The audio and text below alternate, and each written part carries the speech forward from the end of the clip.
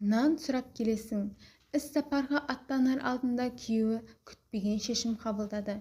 Әйелінің барлық карталары мен қолма-қол ақшасын тартып алып өз анасына табыстады. Енесі келініне мақтанышпен енді менен нанға ақша сұрап келесің деп мәлімдеді.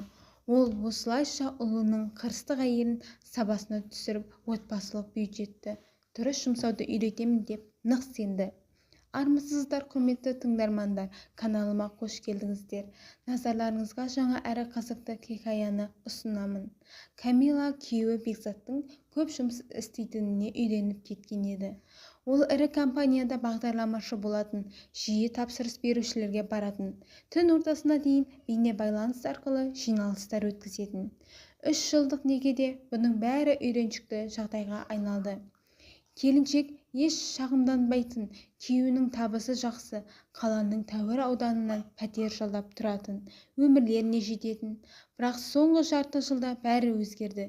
Бекзат ашушаң, күйгелек болып кетті. Ал оның анасы Тұмар апай қаланың арғы шетінде тұрса да, үйлеріне көшіп алғандай күй кешті. Күніне 3 рет қоңырау шалып, ескертусіз келіп, тоңазытқышты тексеретін, тамағын сынайтын, сорпаң сұйық деп мұрнын шүйрейтін енесі. Бекзатжан қою, кенеулі сорпа ішіп үйренген, ал сен оған су беріп отырсың деп мін тағып отыратын. Камила үндемейтін, шақуға тырысып, еттің сорпасына дәмді тамақтар пісіріп, бәліштерде соғатын.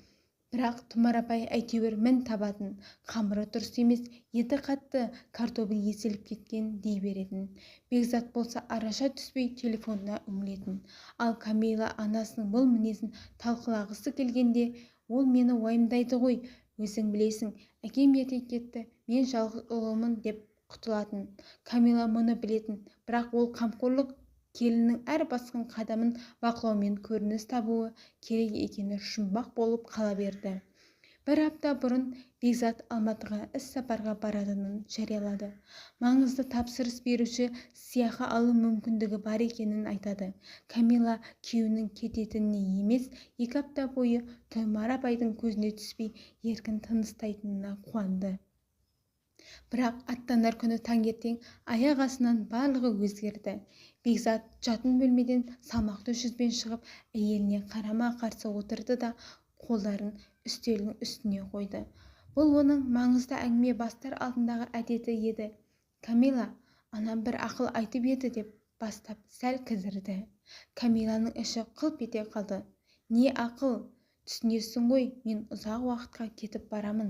Анамның айтуынша қазір саған ақшаны жалғыз билеудің қажеті жоқ сияқты.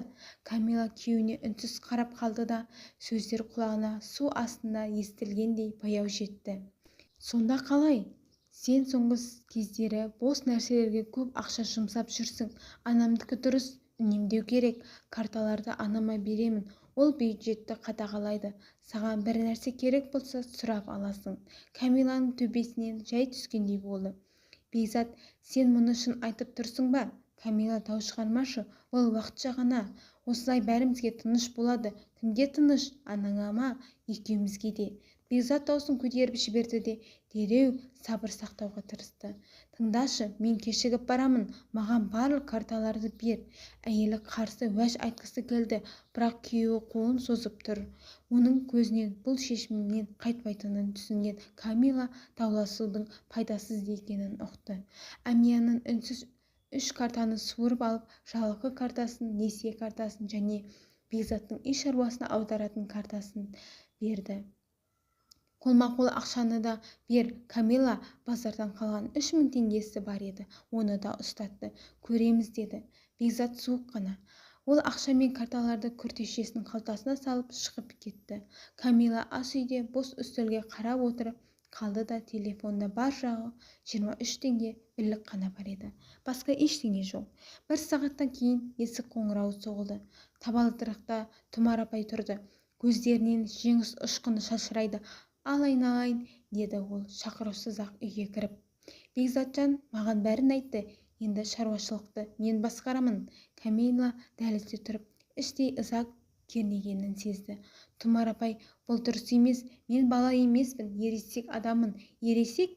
Енесі мысқылдап күлді. ересектер ақшаны оңды-солды шашпайды. Бекзат маған өткен айдың үзінді көшірмесін көрсетті. Осыға дейін косметикаға 8 мың теңге құртыпсың. Маған бет майы керек болды. Ескісі біткен еді. Бет майы дейді ғой. Тұмар апай көзін аспанға көтерді. Біздің уақытымызда қарапайым кремнен ақ жағынып сұлу болып жүрдік. Сен болсаң 8 мыңды бетіңе жағыпсың. Мен тек оны азық-түлік киімде алдым. Жарайды, ақталмай-ақ қой. Енесі сөмкесінен карталарды, Камиланың Бекзатқа берген карталарын шығарды. Енді бұлар менде болады. Қолма-қол ақша менде. Нан алғың келсе, менен сұрайсың. Жөн көрсе беремін. Камила үндемеді. Іші алай-дүлей болып жатса да өзін ұстауға тырысты. Ал енді тоңазытқышты тексерейін деді Тұмар апай нық басып. Соңғы ақшаға не алғаныңды көрейін. Ол ас үйге кіріп, тоңазытқышты ашып, ішін сынай бастады. Сыртың қымбатын алыпсың, арзанын алсаң да болар еді. Мына йогурттарда бос шығын. Бекзат мұндай жемейді. Мен жеймін деді Камила ақырын ғана. Енді жемейсің, үнемдеу керек. Тұмар апай тоңазытқышты тарс жауып, келініне масаттана жымия қарады. Солай айналайын, үйрен. Енді менен нанға ақша сұрайсың. Мүмкін сонда ақшаның қадірін білерсің.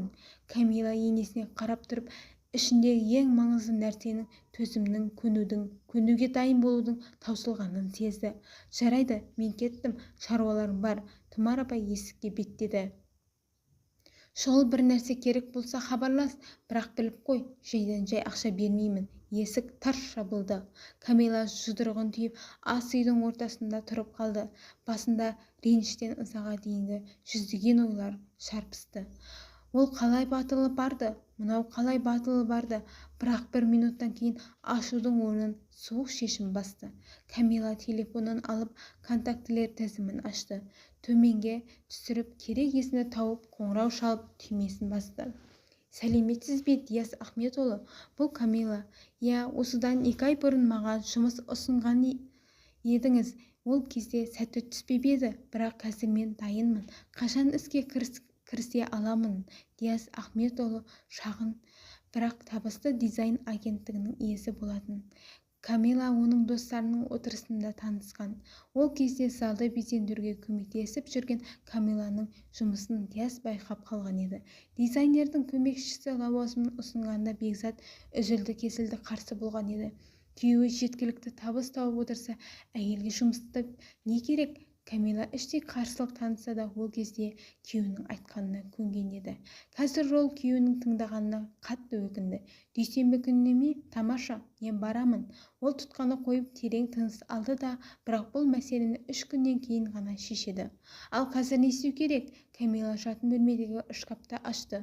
Жоғарғы сөреде аяқ киім қораптары тұратын, соның бірінде бұрыннан қолданылмайтын ескі әмиян жататын. Оны алып шыққанда жүрегі дір ете қалды. Ішінде 20 мың теңгелік ақшалар жатыр екен. Ол мұны қиын күнге деп тығып қойып ұмытып кеткен еді. Камила мысқылдап күлді. Сол қиын күн енді туды.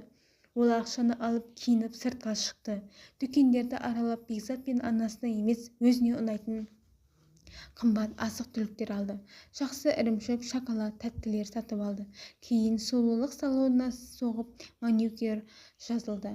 Орындықта отырып, соңғы аптада алғаш рет жаны жай тапты. Телефоны 2-3 рет шырылдады. Екеуінде де Тұмар апай. Камила тұтқаны көтермеді. Кейін күйеуіне мен жұмыс таптым. Дүйсенбі күні шығамын, өзім ақша табамын деп хат жазды. Жауап болмады. Бекзат жолдан немесе жиналыста болса керек. Кешкісін Камила үйде шай ішіп, сериал көріп отырғанда телефонына тоқтаусыз қоңырау түсе бастады. Алдымен Тұмар апай, кейін Бекзат, сосын тағы да енесі. 3 рет қатарынан. Ол тек 4-ші рет соғылғанда ғана тұтқаны көтерді. Алло, Камила.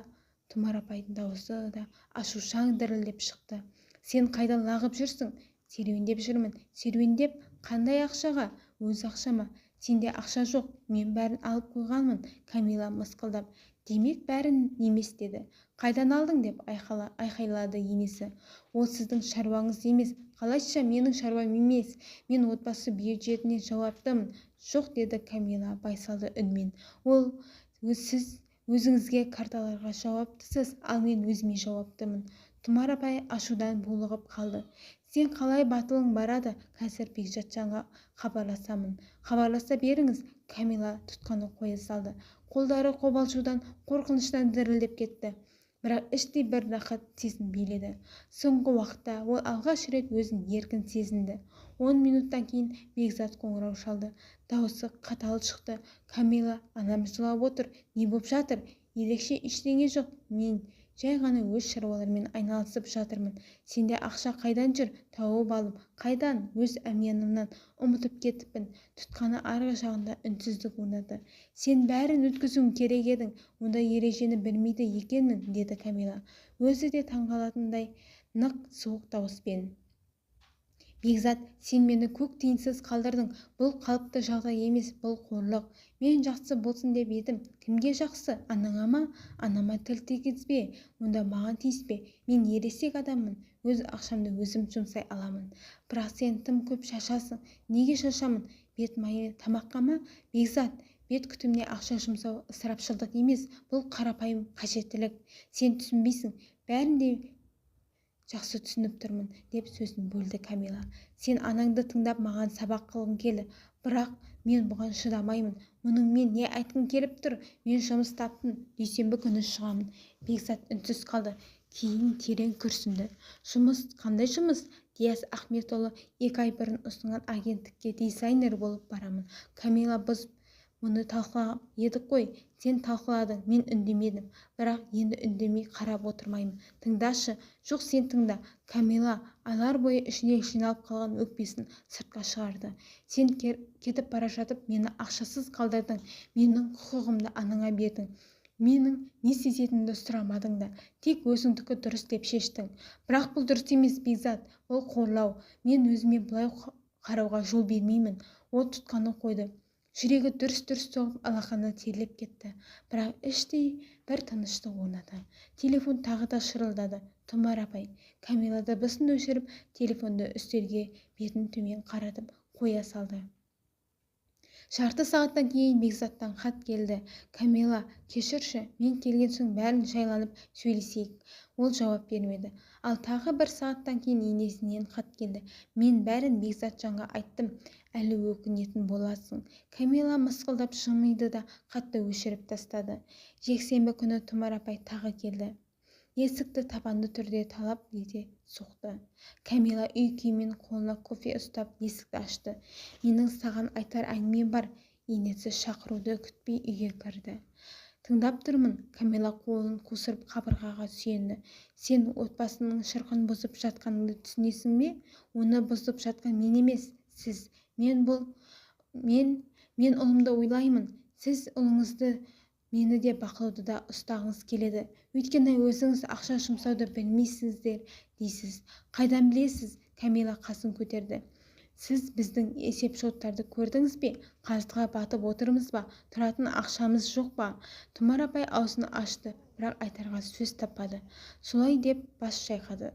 Камила, біз қалыпты өмір сүріп жатырмыз. Сіз жай ғана менің әр қадамымды аңдығыңыз келеді. Бірақ мен бұл жолы жол бермеймін. Бекзаттың мұны кешірмейді. Онда мен кетемін. Тұмар апайдың өңі қашып кетті. Сен бұған бата алмайсың. Батамын, деді Камила байсалды түрде. Егер күйеуім маған сенім артпаса, маған мұндай некенің не керегі бар? Енесі келіне таңдасын жасыра алмай үнсіз қарап қалды. Ал енді айыпқа бұйырмаңыз, менің шаруаларым бар. Камила есікті айқар ашты. Тұмар апай үнсіз сыртқа шықты. Камила алғаш рет оның көзінен қорқыныш пен шарасыздықты көрді. Есік жабылды. Камила арқасын есікке тіреп терең тыныс алды да, іші дірілдеп тұрса да жүзінде күлкі үйілді. Дүйсенбі күні ол жұмысқа шықты. Кеңседе шағын әрі жайлы екен.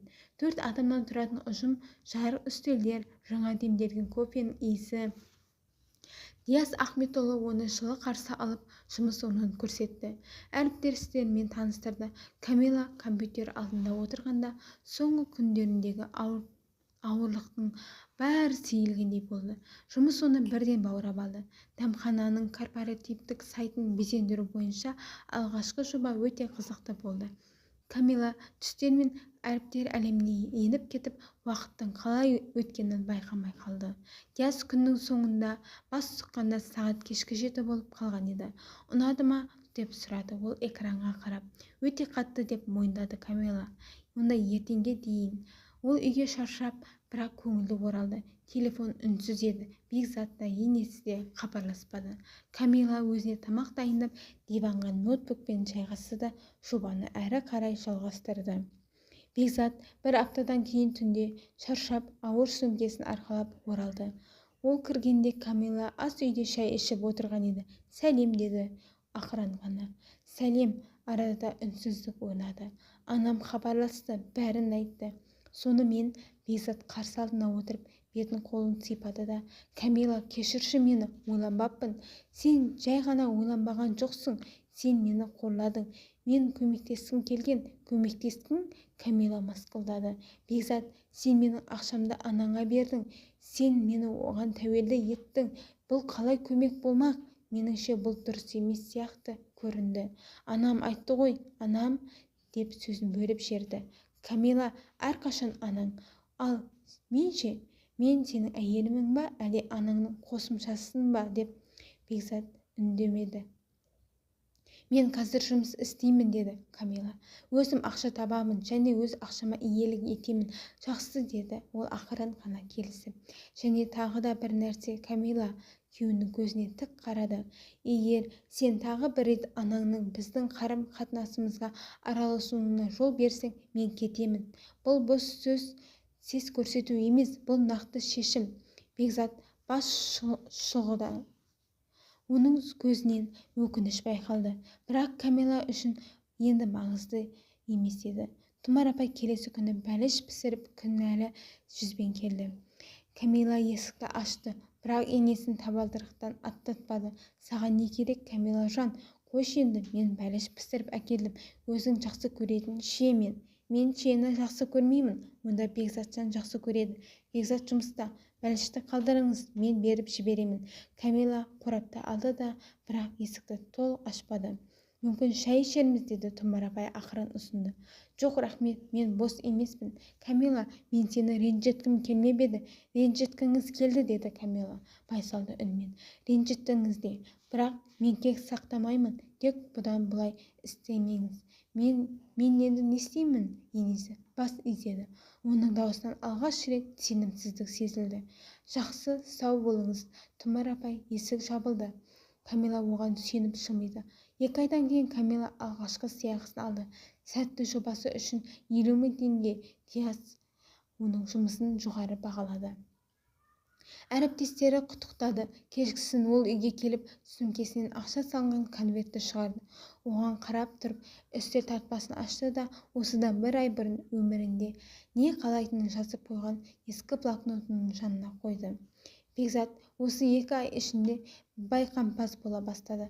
Анасын аз тыңдап, әйелінің пікірін көбірек сұрайтын болды. Камила оның тырысып жүргенін көрді де, бірақ ішіне бір нәрсе үзіліп кеткен еді. Бұл ашу емес, жай ғана бұрынғы сенімнің жоқтығы еді.